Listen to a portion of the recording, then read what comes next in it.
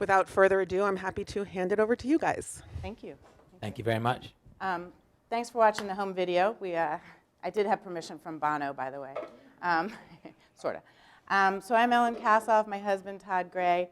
I got my first introduction, as Adeena said, to Israeli cuisine. And I use the quotes Israeli cuisine because I do need to pay deference to where Israeli cuisine really came from in the Middle East. It has much deeper roots than the state of Israel is a young state.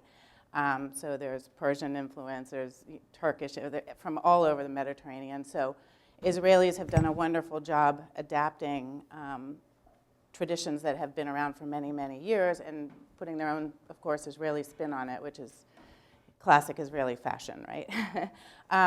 So what you saw there was a trip we subsequently took in 2017 before we opened up the Museum of the Bible in Washington, D.C. And that's really when our use of Israeli spices, techniques, and cooking really came to the fore over there. And this is what happens when you take a Jewish girl from Washington, D.C., and she marries a cook from Fredericksburg, Virginia, and we sort of marry the two together. And then he goes to Israel for the first time. And as you can see, our son went with us too, so that was really awesome. And I will let him tell you about the influences of the spices. And again, by the video, the reason we showed it is because the markets in Israel are mind-blowing. And for any cook, if you can get there, go there, because it'll open up your head a lot. Seeing things like 600-year-old spice markets, all politics aside, we met a Palestinian and an Israeli couple. She's from Palestine, he's from Israel, and they have a falafel shop together, and how they sort of navigate politics and food. That's a whole other seminar for another day. But we're there as cooks and food explorers. So we learned many, well, especially Todd, learned many techniques, spices, and then you come back and you adapt it to the mid-Atlantic cuisine of Washington, D.C., another hotbed of politics these days, but again, just food, stick to the food. Equinox is located 1 block from the White House, so you can imagine what goes on. We're so happy to be in California right now. You have no idea. But taking these flavors and adapting za'atar spice with Chesapeake Bay rockfish is really very cool, or using a technique like a pistachio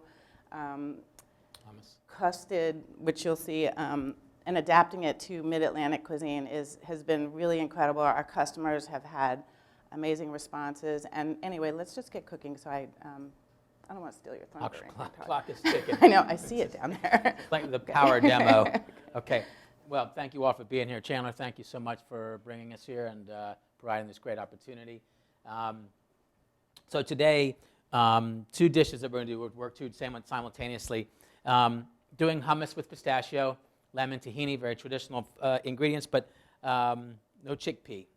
We made Israeli-style vegetable pickles, done turmeric, ginger, like you would see in the shuk. That trip that you saw on the movie that Ellen showed was really, for me, someone said, and I was on my way back, and I remember leaving from Jerusalem in the desert, and I was texting, and I was saying, this has been the most life-changing experience for me, to be deep in Israel and to be deep in the markets and to love food so much and to see the intensity and the spices and how they're applied. And it was just, so it's exciting to bring it all back and to integrate. So we're going to do a falafel crusted sea bass done with the hummus, and then we're going to go and do a ravioli done with crab and eggplant and za'atar. Some of my Italian training integrated. So a lot of these things, even I was telling Chandler, the dishes, one of the techniques, one of the dishes I'm doing, one of the components is a dish that I did at the culinary. I mean, a fondue of tomato. And so I think my training at the culinary always comes back into play. You're always bringing back and look and think about what you did, my God, 30 years ago. But it never gets old. It just gets evolved. Exactly. Pistachios toasted.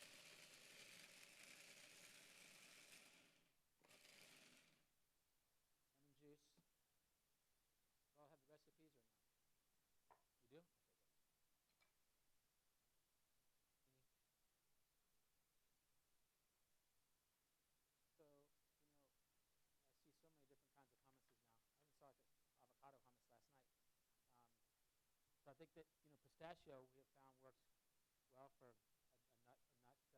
I'm sure you could use cashew. Try, but I like the pistachio. A little bit of fresh chopped garlic. We'll add a touch of olive oil. Some people don't think we should put olive oil in hummus. I like it with enough hummus. And we're going to need some salt, black pepper. We're going to let it run. I'll add water as needed.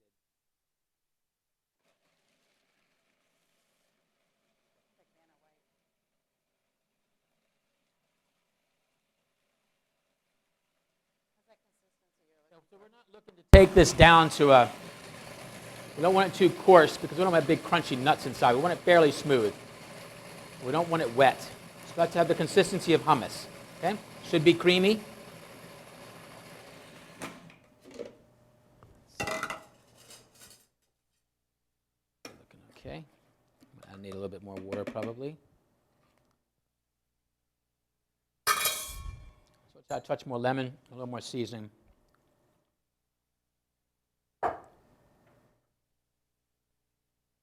Black pepper, and a little splash of water, and we'll be good. Because I got to start searing the fish. This is done now. Good.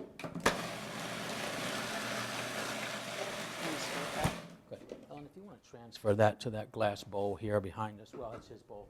Brought another bowl. Here we go, right here. I got a rubber spat here. So Ellen's going to transfer that to the bowl. So now it's our base for our dish. So pickled veg. Recipe is there. We make a pickling liquid. But this was done with dry spice, but if you're, when the turmeric season, which just ended from our local farms, we love to use fresh turmeric root, fresh ginger root. If you want to take it a step further and go coriander. I mean, I know sometimes you look at these pickling liquids sometimes, and you've got a lot of spices in them. This is a very quick pickle. I use baby turnips, carrots, celery, red pepper. If you can do beets, you can do radish, you can do turnip. I kept it pretty straightforward for today. I made a falafel crust this morning. You see that recipe there. And what's a falafel crust is essentially, I made golden falafel this morning with the chickpea and the parsley, cilantro, carrot. And what's important is when we make that falafel, we layer the chickpeas, we layer herbs, we layer the vegetable. Then I kind of like to layer it in the Roboku or Vita Prep. Okay, we blend it. We hit it with a little bit of water, and then I crushed it to sea bass. So I took the crust. I took the hummus and blended it with a little bit of panko breadcrumb and butter. Okay, like we do with all our crusts. Okay, whether we're doing mushroom crust, horseradish crust, falafel crust, we have our base, and then we are binding it with the panko and breadcrumb, panko and butter. Using olive oil, never an extra. I don't cook with extra virgin olive oil. I mean, we do finished, but we never saute an extra virgin olive oil. I might want to argue that, but oil burns at too low of a temperature. So I'm going to get this on a medium-low. I'll turn up the heat a bit. We're going to roast our fish pancier. I've got a 350-degree oven behind me. Okay, sea bass sautéed with. Seasoned with salt and pepper. Here's what the crust is. I wanted to bring it out because what we do, we make the crust between two pieces of parchment paper, roll with a rolling pin on a sheet tray, whether half sheet tray or full-size sheet tray. My line cook, my grill cook who does the falafel crust, cuts all of his mise en place, cuts his crust like this, has these ready to go next to his sea bass, water's on fire, season, crust, in the pan, in the oven. Okay? So we keep our place ready. Okay? Here our fish.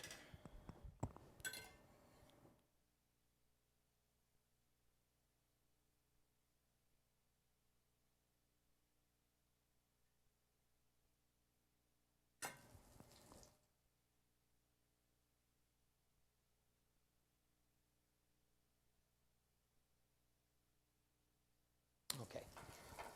Salt, pepper. Questions or anything at this point?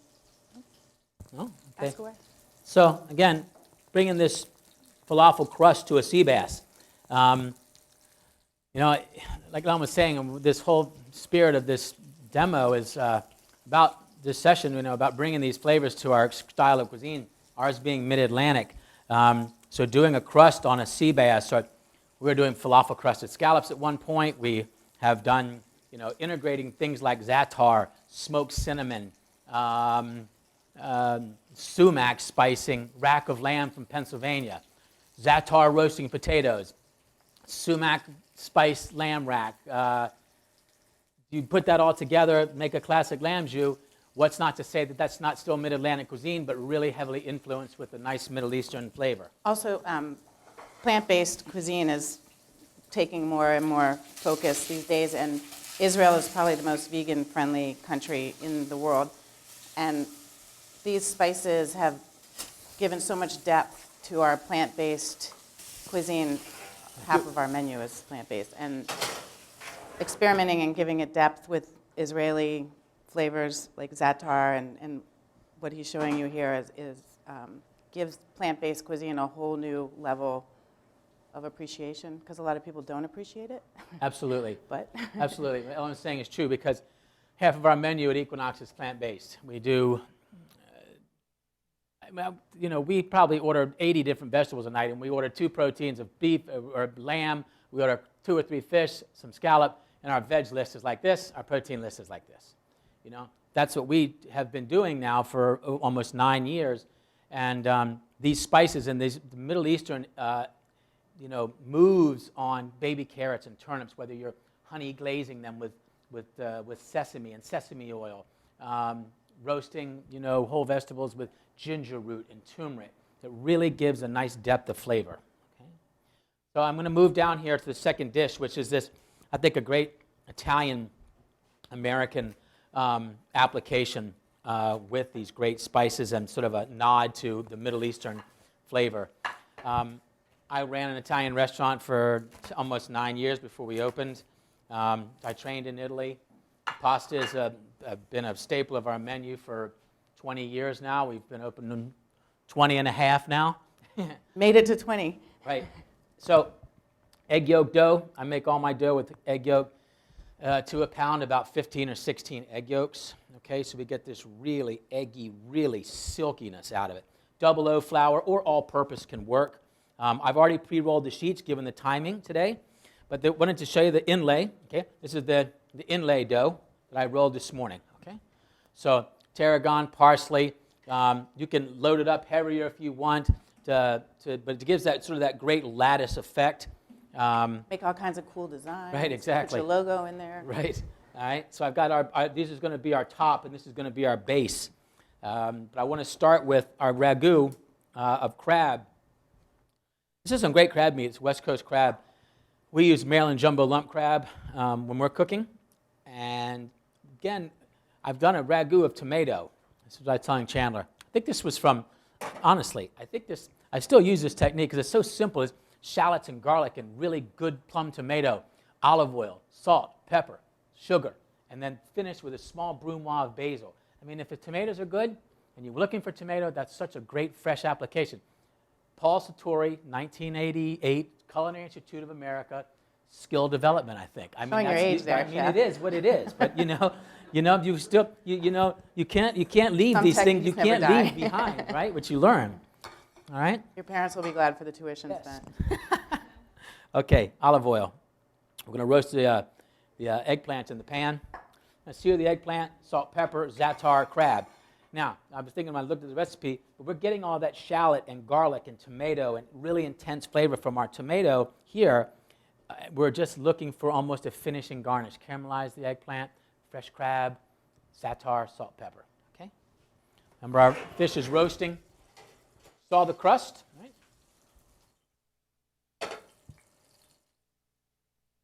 Nice crunchy crust. Would be the beautiful finish of the pickled vegetable. I think I'm going to let it carry. And we always want to cook that fish under. We want to keep that fish at medium rare. Let it sit in the pan. We'll be at medium well by the time we serve. Okay. Saute our eggplant. Got my eyes on the clock. Adeena, I'm watching. Promise, I'm not going to run over, guys. Look, the other chef's back there wondering what's going on, right? Okay. Let's get the eggplant saute. Salt and pepper. Still got to cook our pasta sheets. That won't take long. You have a question? That eggplant likes to drink olive oil. I did salt it this morning, just for like 30 minutes. Okay. What's that now? No, I don't. I typically just season it a little. I dust it. We'll put it on a little perforated pan. Then we dump it into a bowl. I might wipe it with a little bit of paper towel. That's about it. Okay. Okay. One thing about this tomato, which is nice, we want to finish with the basil in the very last, like now, right before we're setting up for service. So I'm taking some fresh basil leaves. I'm really going to more than chiffonade, more than chopped, we get much more flavor if we actually take it as if we were going to brunoise. Okay? We're going to lay this julienne, if you would, down. We'll turn it. We literally are going to dice the basil. Okay? We get much more depth of flavor. We don't bruise the herb. That's really important. We get great release from the herb by brunoising it. Like, oh, just chop it, just chiffonade. No. We do shift first, then we dice. Much better result. Okay. Our eggplant is almost there. Fish is out. Hummus is done. Okay. You know, if you're someone that feels like you get a little knob of butter into that tomato compote, that's your call. Keeping this there we go. So nice caramelization on the eggplant now.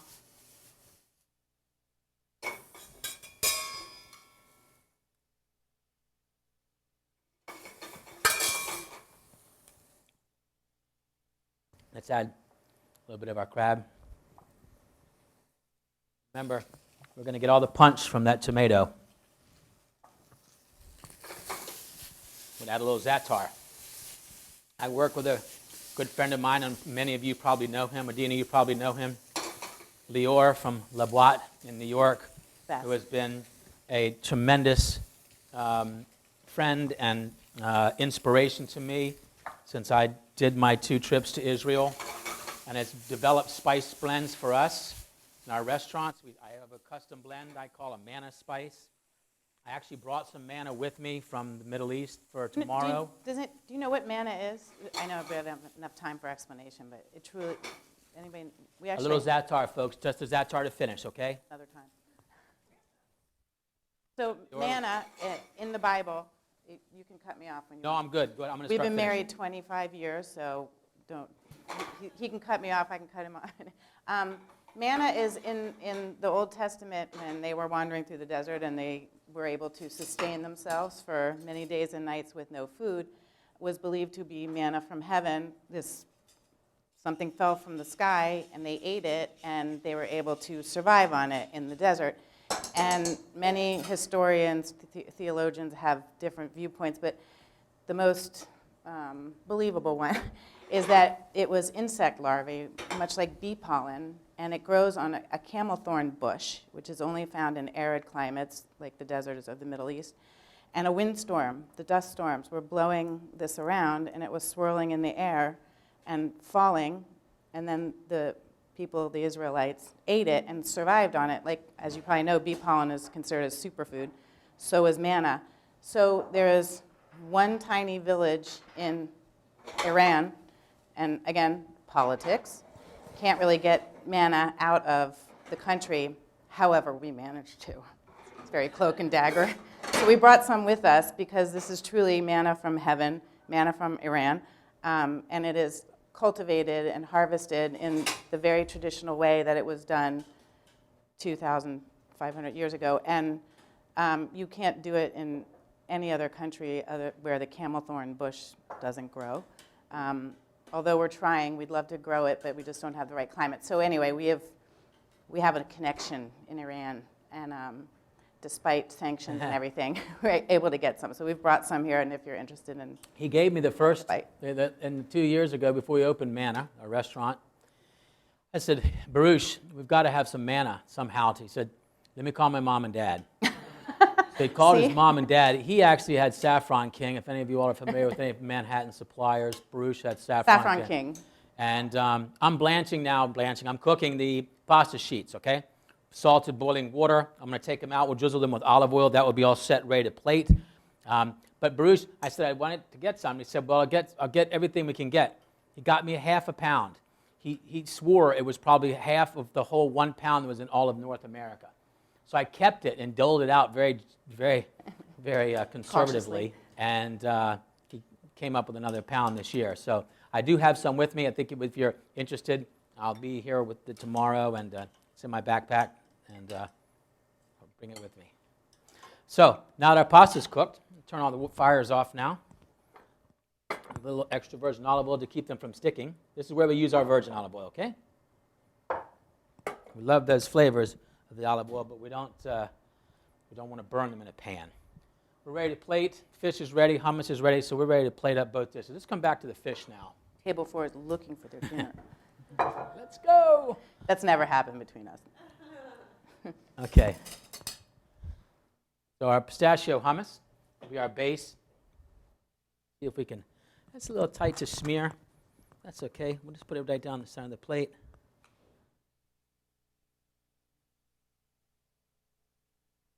Our little sort of a well. A whole new space for hummus on a fine dining menu. You know, who would have thought? But Now, falafel crusted bass. Nice. We have good caramelization on the bottom. Our bass, as you can see, it's starting to flake. Let's put that in the center. Let's take our Israeli style, or vegetable pickles as we call them, put them on the top, let them fall around naturally. Again, if you want to use turnip, radish. seasonal. Uh, You can pickle anything. right? And it's nice. We pickle them in, we pickle a lot of them at a time. We keep them around for weeks. Better they are almost when they macerate. Okay? Let's drizzle with a little touch of extra virgin olive oil.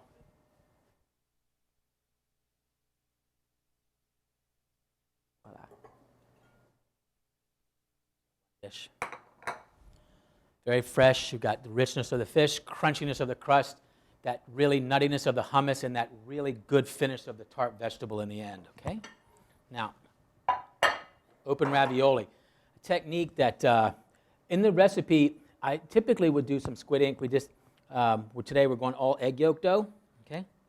This is not the easiest dish to pick up a la minute in a kitchen. You need to have like one person on this. When you start picking these up, it gets a little hairy. But I used to do like when I'm doing seafood, I do a squid ink dough, a black bottom, inlaid top. Wonderful chanterelle mushrooms, salsa fee. Do a vegetable dish. Instead of doing seafood, you can also obviously drive it towards a meat ragu if you want. This one done with crab. We wanted to be more of a mid-Atlantic today. My fondue of tomato, finished with that small brunoise of basil. It's really going to be the base of our. This is our filling. Okay. I always love open ravioli because they're really great. That silkiness of the dough without the tightness of the seal. Sometimes the tightness of the seal of the ravioli. This one is open, eats almost like you can call it an open lasagna if you want it. Take our inlaid dough, over the top.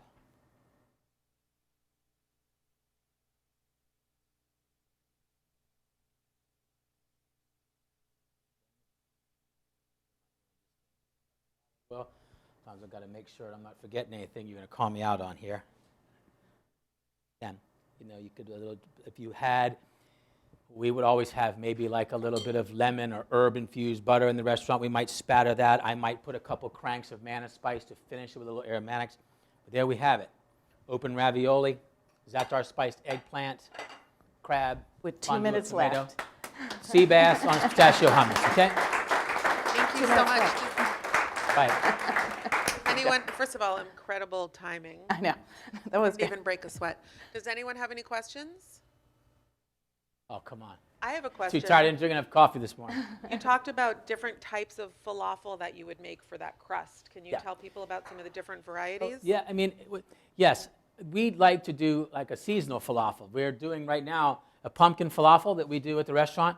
And that was one of the things I was so excited about doing when we started making falafel. I was like, we've got to make it seasonal. We do sweet pea falafel in the spring and summer, grated corn falafel in the summer right off of a mandolin or a box grater on raw, fresh, local corn into the falafel. Butternut, raw, all raw, of course, just like the chickpea, but done not, the chickpea's been soaked overnight. Grate that butternut squash, fold it in, pickled ramp, those we pickled in place. So you could make variations, but this one, Adeena, I just did with the cumin and turmeric. And how do your Middle Eastern clients from Israel, Lebanon, Syria, how do they react to these modern interpretations on the dishes like falafel? I think for those, someone like yourself or someone from Israel or from the Middle East that comes who have come to the museum or come to Equinox, they've given me great feedback. And they all said, these vegetables are exactly how we see them in Tel Aviv, or these is exactly the type of crunch in the falafel that we see. Or they like trying Maryland jumbo lump crab on something that they don't usually get at home. Yeah, absolutely. Does it feel like as long as you pay homage to the original dish and respect it, it seems like people are happy with progress?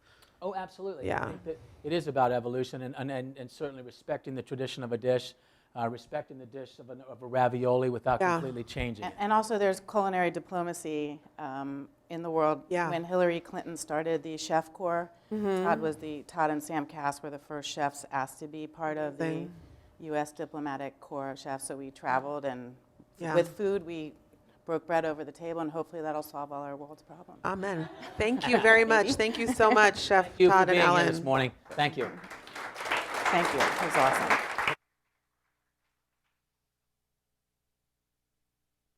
All right. Our next chef is Zach Engel. Zach, I've known Zach for a long time. Zach started out his education on Israeli food by working at Katit, which was an influential restaurant in Tel Aviv, owned by Chef Meir Adoni, who now has Noor restaurant in New York. And he worked his way through most of the influential modern Israeli restaurants in the United States, including Zahav with Michael Solomonov and Shaya with Alon Shaya.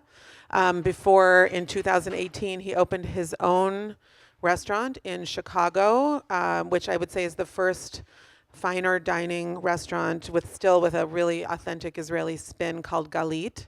And today he's going to present a really, really essential dish in Middle Eastern cooking and cuisine called labaneh and za'atar, and I will let Zach tell you the rest. Oh, we need a mic.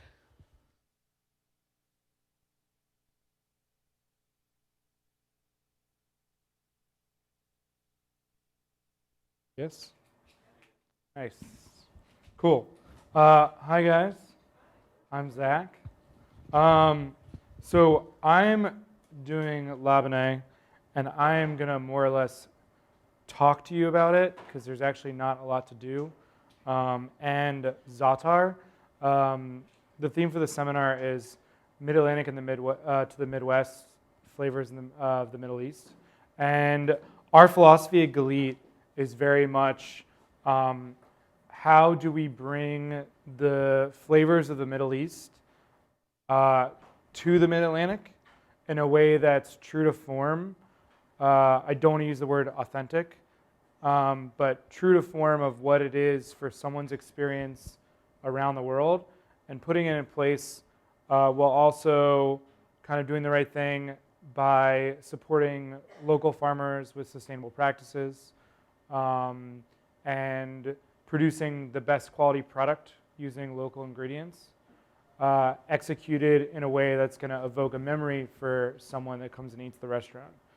For me, when I was working at Katit, I lived in the central market in Tel Aviv by the beach, the Shuk Carmel, where it's like high traffic area, like tons of people there all the time. And I got myself an apartment, and then I would walk to work, about a 10-minute walk to the restaurant every day. And my thing that I would eat every day is there's this woman who was sitting at a little cart. She had like a carpet with like semolina or like whatever, and then she would roll out laffa and put it on a sage, which is like this domed grill, and then she would rub labneh and za'atar and oil and roll it up, and that was my breakfast, like every day. So that to me is like a very, like, it evokes a lot of memories for me. And so at Galit, before we opened, I went to farmers markets and met with producers and figured out how can I source a local yogurt and how can I source za'atar. And I'll talk a little bit about what those ingredients actually are, and make a mid-Atlantic version of that dish to like at the best level that we possibly can. So let's start with labneh. Labneh is simply a strained yogurt. It's a farmer's cheese. The starter bacteria for a lot of yogurt is, man, I have not done Latin since high school, so this will be fun. Staphylococcus thermophilus and Lactobacillus bulgaricus. So at Galit, we do a combination that's really interesting. We are getting a whole milk yogurt from County View Dairy, which is in Hawkeye, Iowa, which is a real town. The Iowa Hawkeyes have a town called Hawkeye, Iowa. They produce this super rich, delicious yogurt. The actual like cream coming from the cows is outstanding. And then we're also mixing it with a Bulgarian yogurt, White Mountain Foods, which we can get pretty much anywhere. What's great about it, mixing the two bacteria, is that they sort of start to like fight each other and develop flavor. It's really interesting. The whole milk yogurt is Lactobacillus acidophilus and Lactobacillus bifidus. So that is like a high acid yogurt, high acid bacteria, the Lactobacillus acidophilus. So you're getting like a lot of rich fat and then a lot of acidity. For me, the thing that really is striking about labneh is the concentration of flavor. So if you have a high acid bacteria, high acid yogurt from the bacteria, then that's going to like embolden your flavors.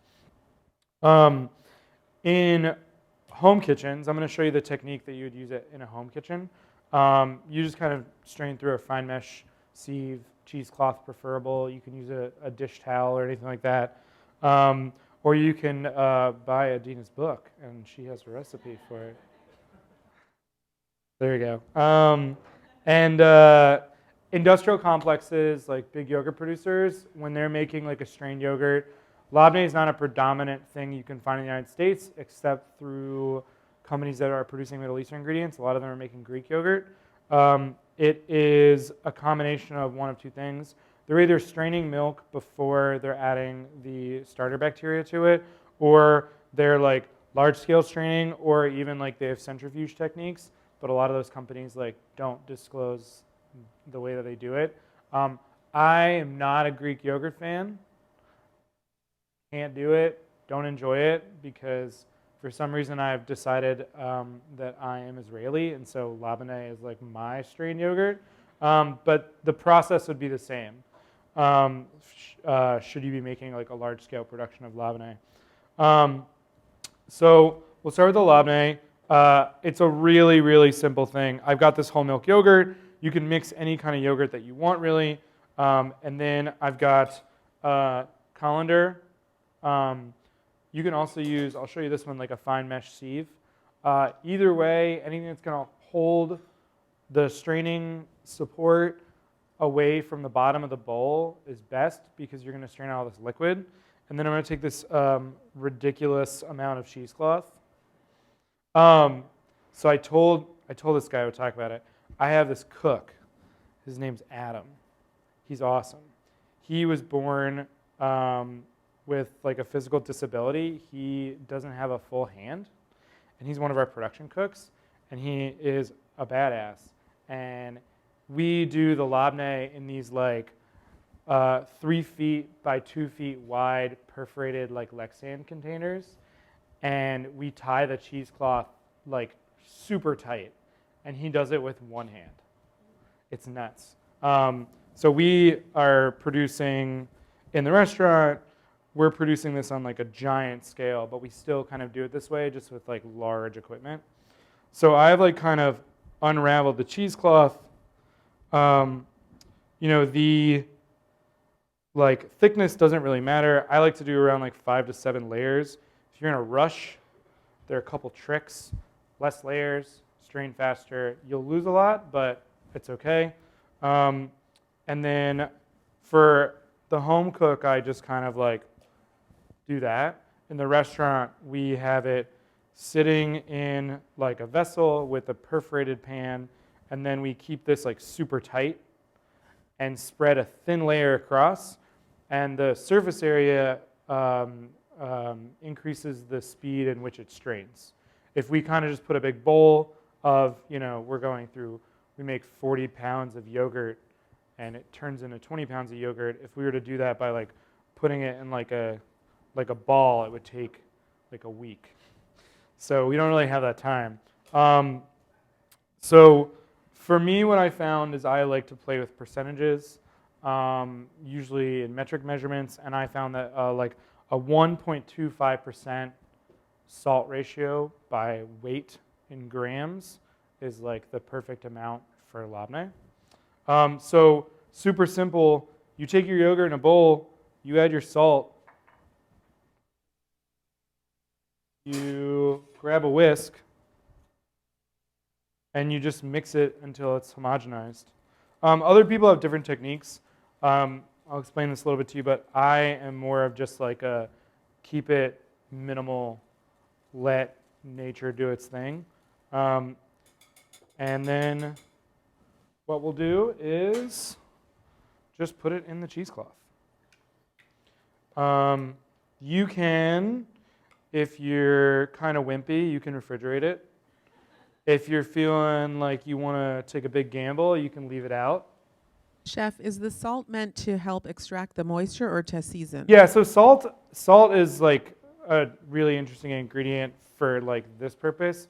It acts the same way like it does on other proteins, like with meat.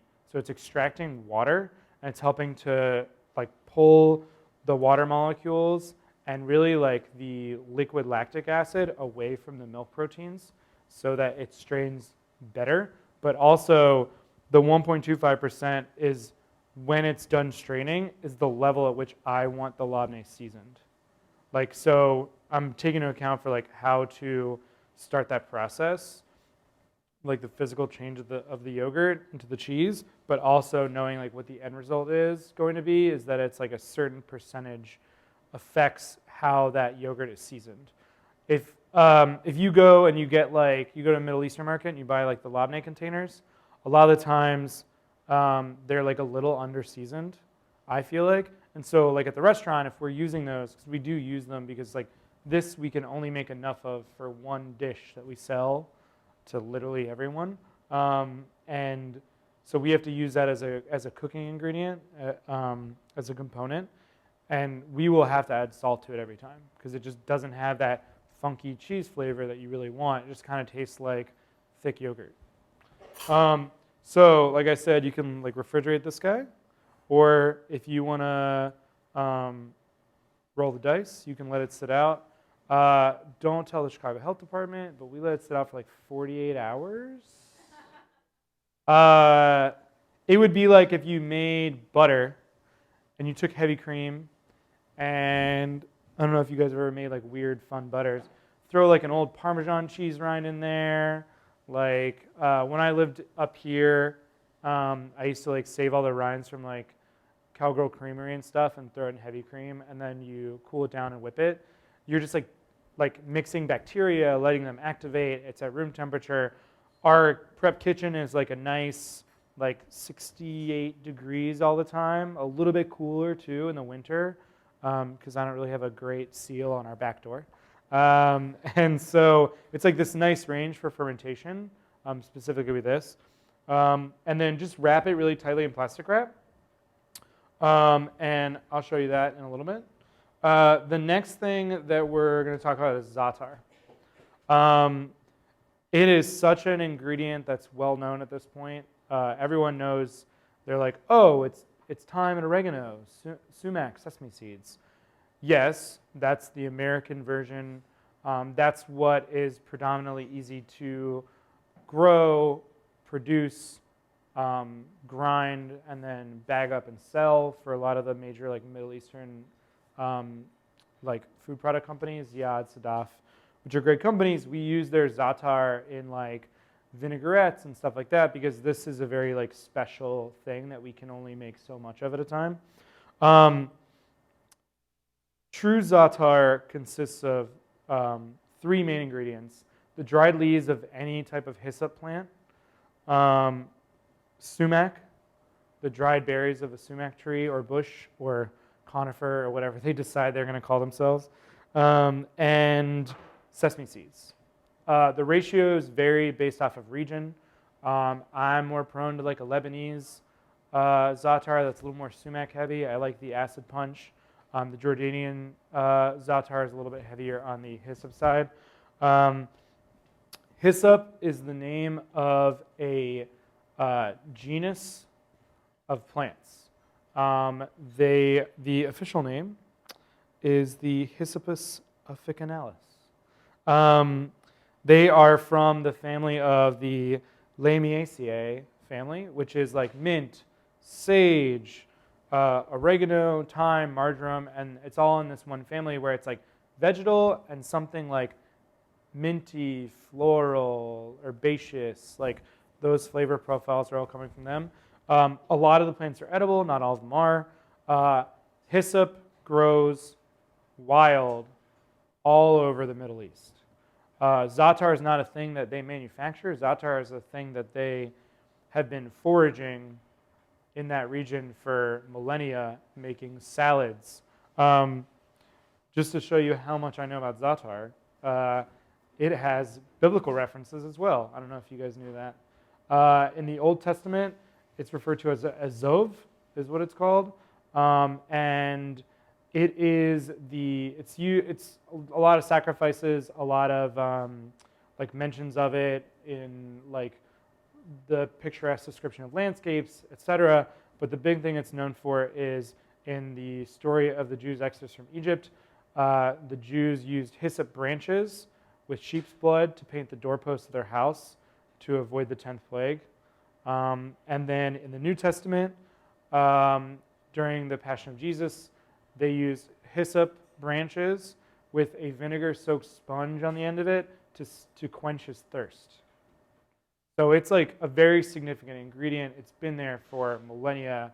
Everyone knows it. And they just found different ways to use it. It is common to Southern Europe, Middle East, and the Caspian Sea.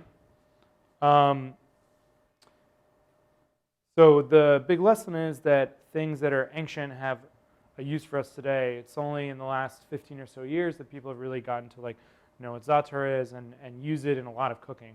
I mean, I can't tell you how many chefs I know that are using za'atar kind of like, here we go, here's za'atar.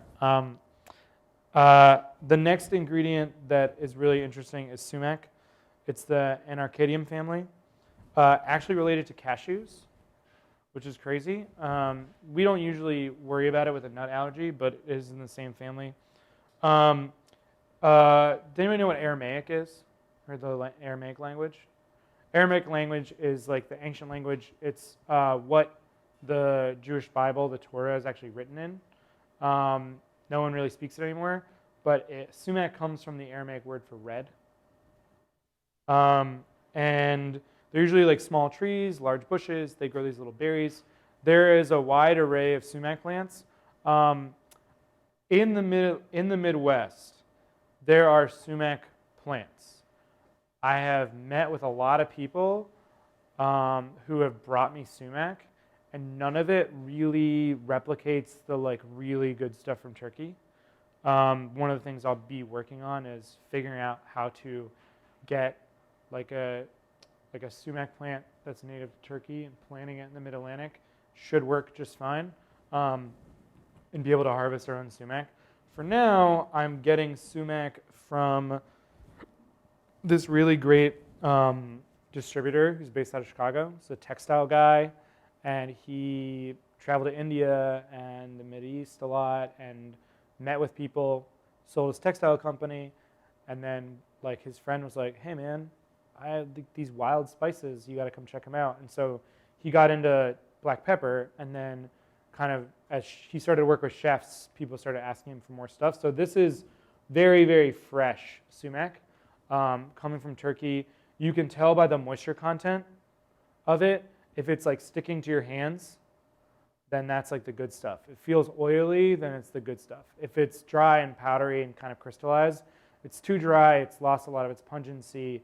So, what we're doing with this setup here is this is the finished product. We have a local farm just west of Chicago called Smith's Farms that I asked to grow hyssop for me, and they thought I was just like a weirdo. And I was like, no, like whatever you grow, I commit to buying. Terrible mistake. I have so much dried hyssop. So they grew the Hyssopus officinalis for us. Just the very like, it's different than the wild hyssop that grows all over Zaatar. It's a little less spicy, a little bit more floral, which is fine.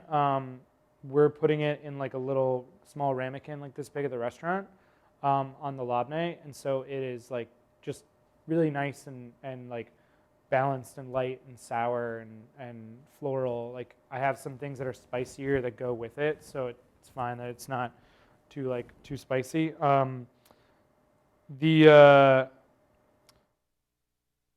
Let's see. They gently ferment sumac in the sun. Traditionally, you can dry it, but it's better to just kind of like let it do its thing like a raisin, and then it dries out, and then you like crack it fresh. Chef, is it not, when you say ferment, is it not tangy before it's dried, or is it? It is a little bit. It is a little bit. It just doesn't. It like all the fresh stuff that I've seen from the Midwest is like weird, fluffy, flowery stuff. They're not like true berries. Right. But they're, from what I understand, they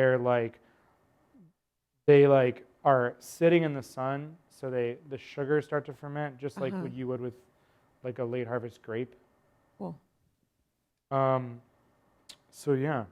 So Zaatar, the hyssop is dried whole on the stems, and then we kind of I process it. I don't have anyone else do it because it's a huge waste of everyone else's time.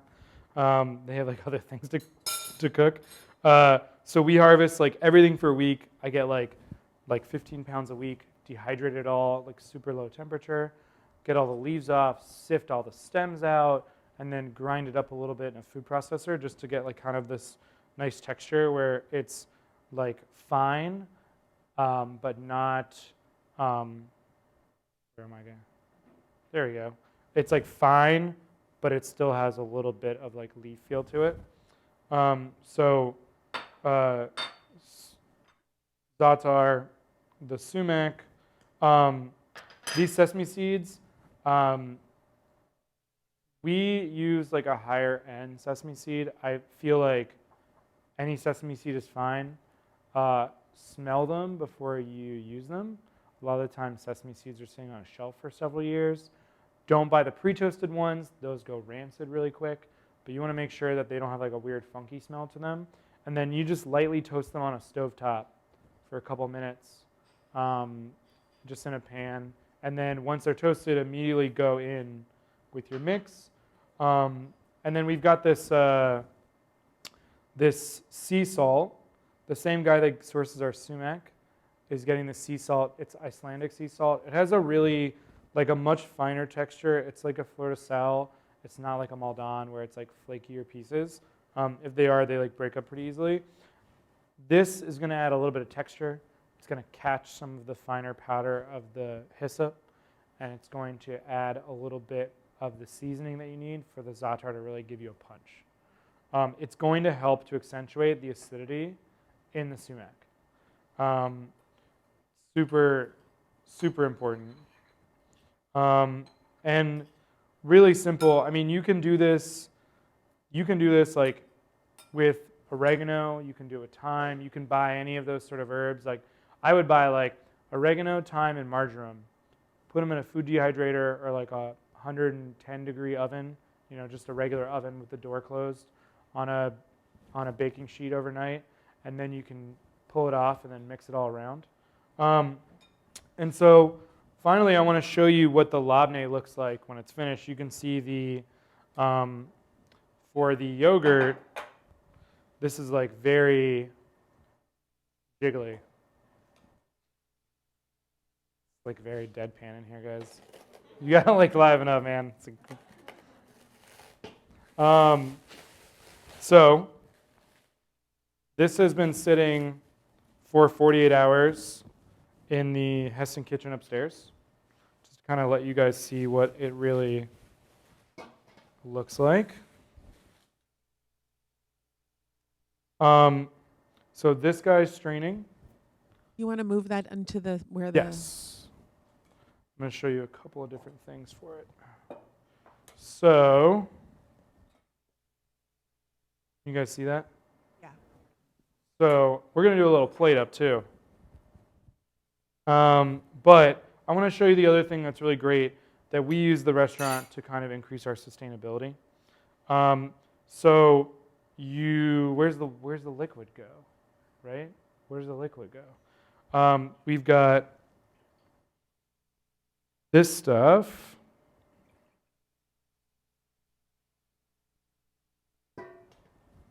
That's basically buttermilk. It's like water with lactic acid in it. Anybody from the South? Cool. Buttermilk chicken, right? It's like the thing. You're making butter. You have this buttermilk. Use the buttermilk as a brine. Lactic acid tenderizes the proteins. We use this on our chicken thighs at the restaurant. We'll also use it like to brine meat for family meal or whatever. It adds a like juiciness, like a funk to the chicken. We do only chicken thighs. Super great. Just like 1.5% or 5% salt and sugar. 1 minute. And then yeah, it's like super versatile, not wasting anything. So we're buying all this yogurt from people and then we're using all of it. So the final touch here, show you a finished labneh dish.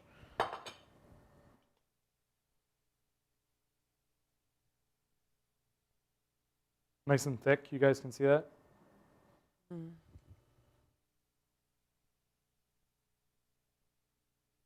And then for me, I'm just like over the top with the za'atar and a ton of olive oil. Wow. Super simple, mid-Atlantic ingredients, focused on the Middle East. There we have it. Yay. Right on time. Any questions? Chef, I have a question. Yes. Do you ever experiment with using other kinds of yogurt, like sheep's milk or goat's milk yogurt in labneh, or would you combine that with the? So like for where I'm at in Chicago, like dairy farming is such a big deal, so I haven't really like had an inkling towards it. Got it. I mean, we have sheep's milk, dairy, and other parts of the menu. I haven't messed with it. I mean, I'd be interested, but like Got it. for the purposes of like what, the supporting the region's farmers. Sure. Okay. Thank you all so much for coming. Yes, thank you so much to Adeena as well for moderating. Thank you so much to all of our chefs, or to both of our chefs, and to Ellen. That was a fabulous session.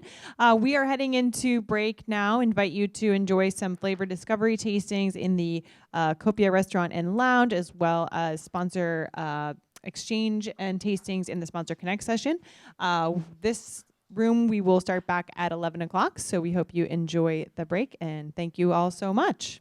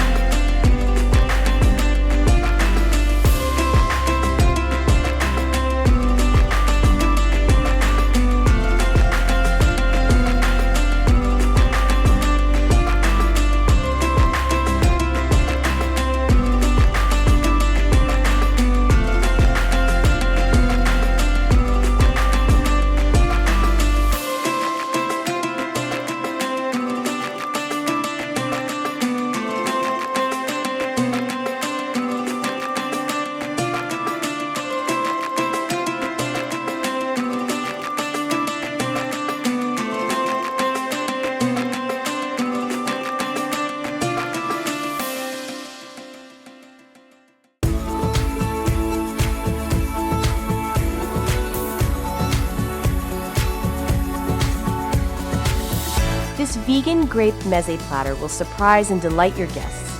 Here, marinated black grapes replace traditional olives, the falafel is stuffed with hidden grapes, and the tabbouleh is made with green grapes instead of cucumbers for a pleasing change. Let's start with the falafel. In a food processor, add the soaked raw chickpeas, onions, parsley, cilantro, salt, garlic, cumin, and baking powder. Process this until you have a mealy consistency. Add enough flour if needed so that the dough forms a small ball and no longer sticks to your hands. Refrigerate covered for at least an hour or overnight. With wet hands, form the chickpea mixture into balls about the size of walnuts and stuff 2 halves of red grapes in the middle. When you're ready to serve, heat 3 inches of oil to 375 degrees Fahrenheit in a deep pot or wok and fry the falafel balls until they are golden brown. Next, let's make the baba ganoush. Place the eggplants on a hot grill and char them on all sides until they are very tender. Allow the eggplants to cool. Scoop the flesh out of the charred skin and then place the eggplant, tahini, garlic, grapes, lemon juice, olive oil, salt, pepper, and yogurt in a food processor and puree until smooth. Chill until ready to serve. Now, for the marinated black grapes, heat an oven to 450 degrees Fahrenheit. Place the black grapes on a lined sheet pan and roast for 3 minutes. Remove and cool the grapes down to room temperature. In a mixing bowl, combine the rosemary, parsley, garlic, red pepper flakes, olive oil, and salt. Toss with the roasted black grapes. Lastly, I'm making the tabbouleh with a twist. I'm swapping the traditional cucumbers with green grapes. Serve this Mediterranean platter as a fun, shareable appetizer. Find this recipe and more on ciaprochef.com/grapes.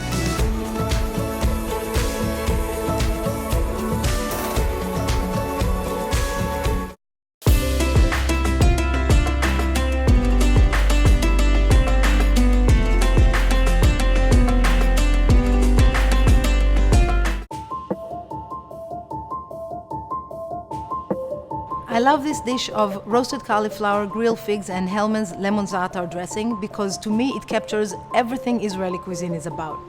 Freshness, vegetables, and just bright flavors. You start by taking a whole head of cauliflower, trimming the green leaves, and crisscrossing the root end, not all the way through. That will promote even cooking. Put it on a baking tray with a parchment paper, drizzle with olive oil, and season lightly with salt. Place in a preheated oven and cook for about an hour, depending on the size of the cauliflower, and cook until it's nice and brown all around. Cut the figs in half, drizzle with a little bit of olive oil and salt, and grill for about 2 minutes on one side. Whisk together even amounts of full-fat yogurt and lemon za'atar dressing, and set aside. To plate, break the cauliflower into florets, drizzle arugula with a little bit of the lemon za'atar dressing. Outline your serving plate with the yogurt lemon za'atar creamy dressing. Place the arugula in the middle. Place the cauliflower over the arugula and top with the grilled figs. Yummy!